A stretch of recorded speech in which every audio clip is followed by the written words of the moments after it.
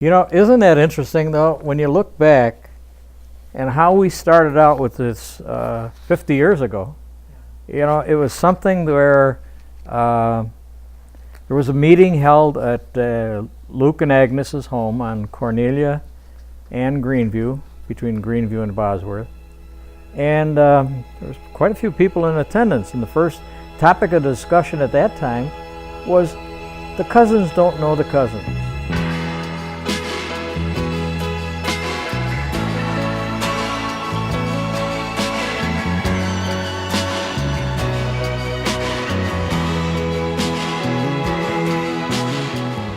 So consequently, it turned out that in the days prior to what would have been the 60s, that was, in the 30s, they got to know each other because they went in picnics. They used to go up to the lakes as a group in various cars.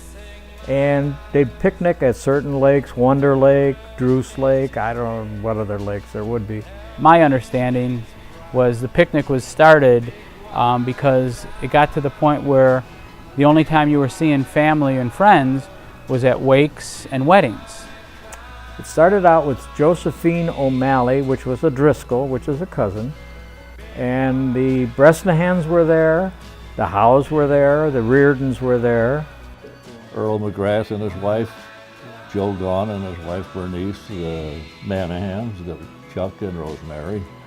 Myself, George Howe, Tim Bresnahan, and there's a couple others. We used to go out there in the morning to grab all the benches and sit out there and drink beer, 7 o'clock in the morning. But what we did, we enjoyed doing it. It was like a thing. Everybody showed up every year.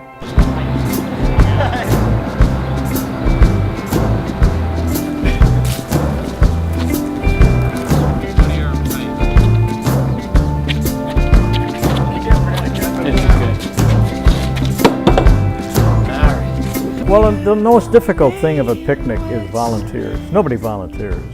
One of the roles I've had over the last few years is to go out early. At like 6 in the morning, to go hang out and reserve the spot, make sure no one stole it. Meet Cousin Ed, maybe one of his boys, and grandchildren, and my brother Luke, and maybe one of my kids. And we'd be the first ones out to the Grove so that we can mark it with the signs, so we can move picnic benches around, and you pretty much have to be out there in the morning with your permit to hold the Grove. So that's been a role that I've had for the last few years, and it's kind of fun to be out there early. As far as my role with the picnic and what I do, it's really not that much. Everyone seems to just step up and do their thing with the raffle and with the prizes and with the ice cream and the horseshoes and the permitting. And honestly, the way it all works now, it's almost on autopilot. One way or the other, without even communicating with each other, it all comes together. It's like the most organized, unorganized organization. We're all the young people.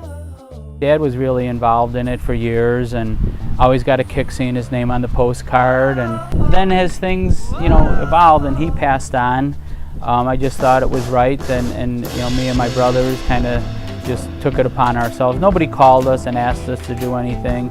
You just kind of take the role up. And at the time, getting a permit was always sort of a challenge. And I had some friends that worked at the county that were helpful in assisting, making sure we got the permit that we desired, and everything was done legally. About 125 people? Yep. Okay, give or take? Yep. Gotcha. And you're Luke? Yes, sir. Excellent, thank you. Now, actually, it's changed. That's another thing that's changed, because all of that is done online. So it's not there's no one you can call, there's no one you can ask for help for anything with. And what we do is myself and my brother Marty will get online, because you need to get the permit by January 1st or the 2nd or 3rd, the first day of business after the new year. Otherwise, you probably miss your Grove and your date. And we would historically start gearing up in mid-December to make sure we got the date and everything and get everything squared away to get the permit and the date we wanted at what Grove. And nowadays, Marty and I both get online the first day of business of the new year, and all the permitting is done online.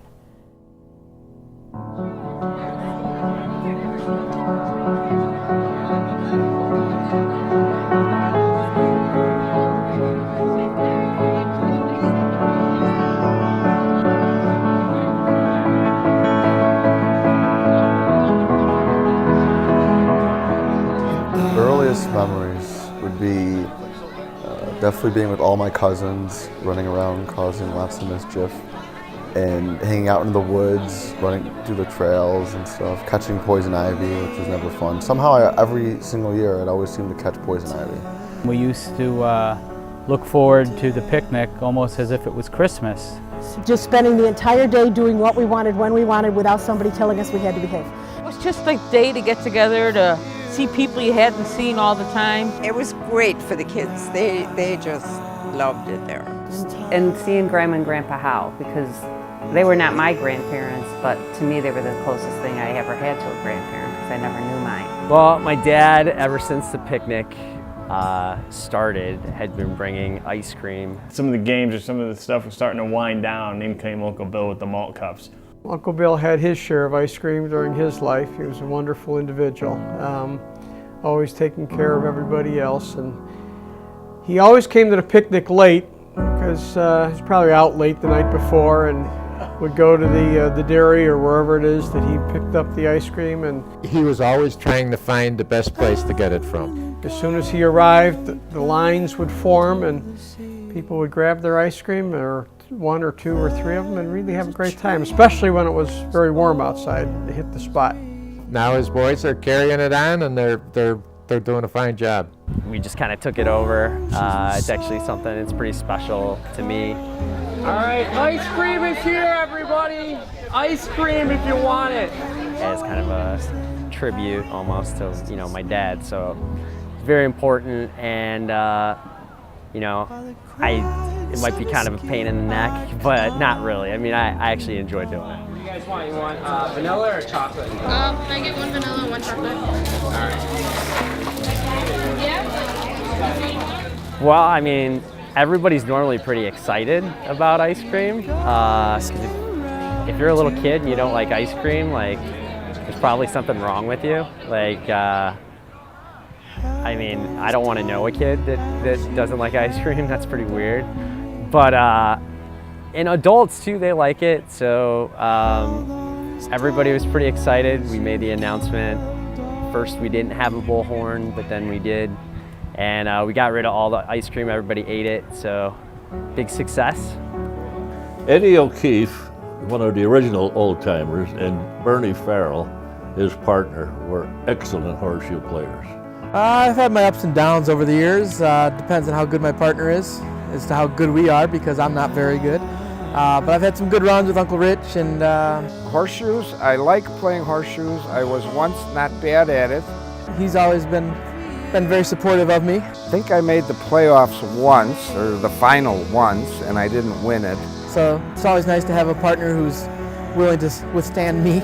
Now my brother's kind of running it, and he of course suckers me into helping him out when I'm around. One year, quite a few years ago, my girlfriend Margaret said to me, let's do it. And I said, but I don't know how to pitch horseshoes. She says, it doesn't matter, it's time for the women to break the gender gap. And Margaret was a PE teacher before she was a nurse, so she had some athletic ability. So she and I walked up to whoever was in charge at the time, and I don't recall who it was, and handed him our few dollars, whatever it was, and the look of shock was awesome. And didn't have the courage to tell us no, so we did. And we won our first round, and after that, every year, many women participate. I don't know that anyone has won, but at least they make a showing. We would always enter the horseshoes, and Jim Howe and I, being good friends and that, always were partners. And I recall one year, the perennial champions, I don't recall their names, but they won every year. And Jim and I had a good day, and as the game was going on, it was becoming evident that we were going to win. These two guys were panicking, you know. And turns out we did win, and he shook my hand the rest of the picnic. You guys are great, blah, blah, you know, like that. I think the farthest I've gone is the second round. And it's pretty embarrassing because I think last year Aunt Bridget and Uncle Luke advanced to either the third or fourth round. So they have beat me at the horseshoes, yeah. And the other games that I always remember as a kid, loving to watch the adult egg throw, to see who got hit with the eggs. And you start close together and just toss it back and forth, and Some people periodically, they got so far apart they were throwing overhand to one another. I still think some of those eggs aren't even broken to this day. It was always kind of an exciting part so that we all could sit back and giggle and laugh at our moms and dads, whoever got hit. It was more fun to watch than participate in, and certainly certain people, like I loved always watching Tommy and Trish, were always a stitch. And I remember my mother going out to buy the eggs like the day before the egg throwing contest, and she always have a hard time finding enough room in her refrigerator to put all these eggs because you didn't want them to be rotten. But so we stopped doing that, and then they'd have water balloon contests there. Somehow the balloon toss always got out of hand. Uncle Tom would ransack it and start throwing them at everyone, which always turned into lots of fun. The horse race game started when Mom and Dad went on a cruise, and that was a game they played on the cruise boat. They were playing that game for some of the cruise people, and they got the idea, and they had so much fun with it that they came home and made the game. It had to have a horse race game in it because Dad and I were on a trip. On the trip, on the boat, they had this horse race game. It looked great. It looked like a lot of fun. And when we got back, we thought maybe we could put it together for the picnic. We sat down and painted on the round spots for the dice, and there were the cubes. From there, we went on to put the rest of the things together. All the horses, the track, everything else that was involved in it. And when we put it together and went out there, it was a lot of fun. Everyone seemed to enjoy it, and we did too. And the game really took off well because, like anything else, it was gambling, and yet it was very modest sum. We came up with all kinds of wacky names for the horses. And people really took to it because it was something different. And the kids get to be the jockeys, so they get to participate, so it's a nice way to begin to wind down the day. The kids would roll the dice. That was a big deal. I think once every 2 or 3 years I got to roll one of the dice or, be one of the horse jockeys. That was always exciting as a kid. Well, every year I wonder if I'm ever going to be part of it, and every year I feel like I'm not, but that's besides the point as well. I know my Uncle Marty does a great job running that thing and gets everybody involved. I just like to give him a hard time. But it's great, a couple dice. Anytime there's a little gambling involved, it makes it a little bit more interesting, even though it's just $1. But, it's not about how much you're winning, it's about the fun that you get to have using it. Watching all the little kids ride the horses and loving it, and hopefully one day getting to see my kids ride a horse. I really look forward to that, and hopefully they'll win us some money.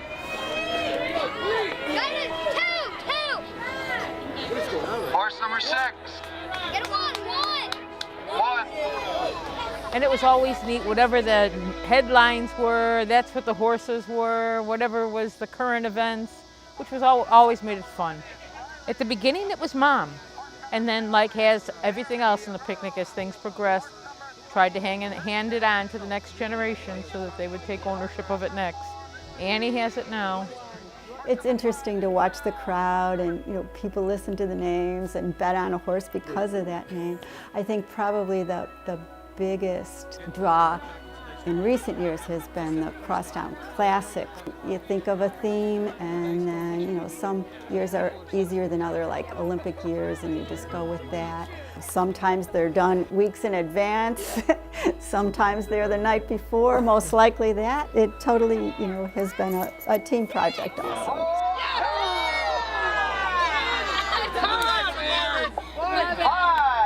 Count them out. That's it. Horse number 2 is our winner. Good job, jockey. Dice throwers.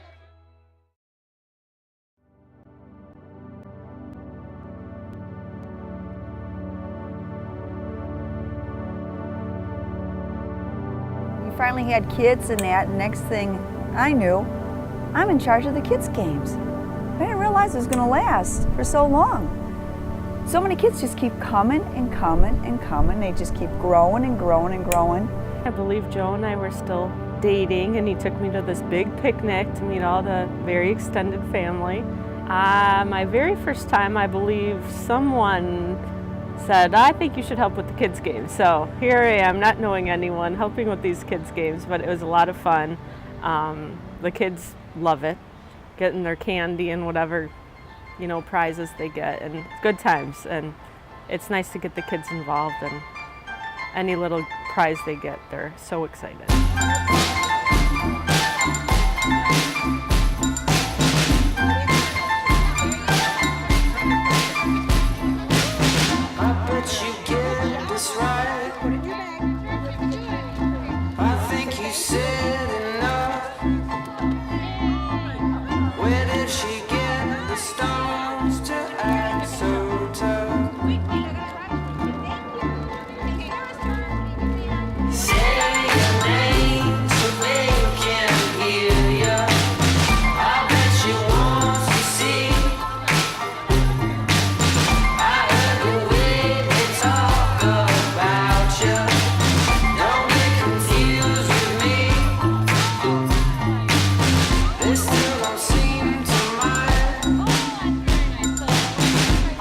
Just seeing the kids, and it was so well organized for the kids that they had a lot of fun, and you know, just like it was an easy thing to do.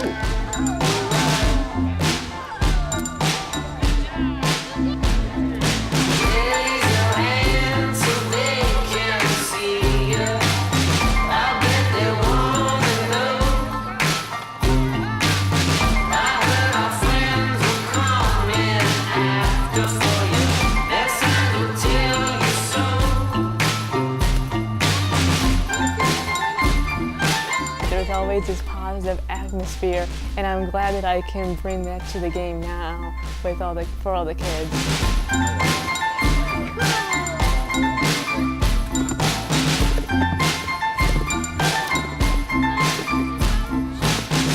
The raffle is something too that has evolved over the years, and the young ones that are out there now should be very grateful for that, because when we were your age, the raffle prize was loaded with booze. I remember at the beginning, the table, it was just one bottle of Early Times and Jack Daniels and after the other. There were cases of beer, there was a gallon of vodka, there was a gallon of gin, there was Seagrams, there was just bottles and bottles and bottles of booze. And that's what the raffle was probably, my recollection, 90% of. And they were adult prizes, which is fine. But now it's kind of shifted completely in the opposite direction. But things have changed, and now it's a lot of toys. There's toys, toys, and more toys. And it's like all of the prizes are geared towards the young ones, which is great, because that's what it's really all about. I never win anything. And maybe it's because I don't buy a lot of tickets. Some years I've been a big winner. I never won the TV, and that was always the big thing. There's a TV, oh my God, we're gonna win a TV. I never got the TV. One year I won first prize, and this was probably the last year that they had, it was always a TV that they would give away, and obviously now you can't give away a TV because they're huge and they cost thousands of dollars. And I won the first prize, and I had to go to Best Buy and return the TV because I was not allowed to have a television in my bedroom. And I have a conspiracy theory that the raffle is rigged by Uncle Luke, because it always seems that he wins 12 to 15 times in a row, and then he gives his tickets to all the little cousins and plays favorites, and now everyone, Uncle Luke's got to be the favorite uncle now. A little warm in here. What do you want to make? And my brother Luke should, you know, he shouldn't be, we should send him home before the raffle begins, because, you know, he takes the biggest toy and then he won't even give it to any of the children. You know, he just needs to lighten up. It's just a game. Now, there's been some other tickets that sometimes get handed to me mysteriously, but I don't think my own tickets have ever won the raffle. It's hard to win when Uncle Luke and Aunt Bridget seem to win all the prizes all the time. But, you know, I guess if you play enough, you know, you're going to win enough. But I don't know, it's hard to win when they seem to have all the winning tickets. So I think they just buy a lot of tickets and they're just lucky. I don't think that Uncle Luke wins all the time. I think he buys more tickets than a lot of people, so his odds are a little bit better. Now, I hate to be a whistleblower on this guy, but I think I've seen him palm tickets, and Jimmy has the other one. I'm pretty sure the fix is in on that. No, I don't think that's true at all. It's a fair and square raffle, just the way it should be. Well, I'd have to take issue with that rumor. I don't win as often as it seems like I win, but I guess when you buy tickets, you win. Where do we get the winning tickets? Okay, thank you. This guy, he's got it in. They said you won too much. Who? You. For hearing a bad thing. And you know what I told him? Because you buy a lot of tickets. That's right. He's going to buy a lot. $100 worth. $100 worth.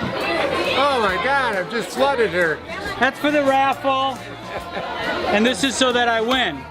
This goes in his pocket. Yeah, right, yeah, right. How much? You want $60 worth? 50. 50. I'm 60, I'm okay. And I'm not drinking. And then how much do I got to pay you on the side? Well, that's so that I win. We'll get that figured out. I'll just put the tickets in my pocket. Oh, I could have done more. See what $50 buys you? It buys you a lot. I could have done more. See, this is all legit, Marty. Yes. Too legit to quit. And why you're taping it. You want to prove it. Yeah, there's... And it's a bargain because we've kept it the same for many years. So everybody can afford it. Spread the word. Spread the word. Buy tickets and you'll win. That's like they say with the lottery. If you don't buy a ticket, you can't win, right?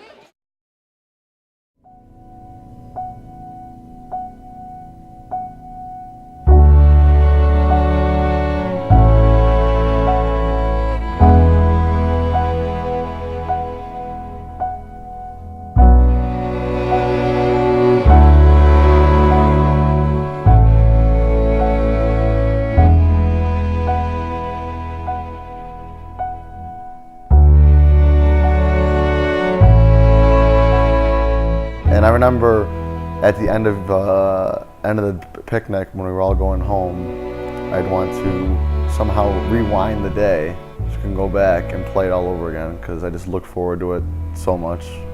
Once a year you get to see everyone and have fun. Yeah.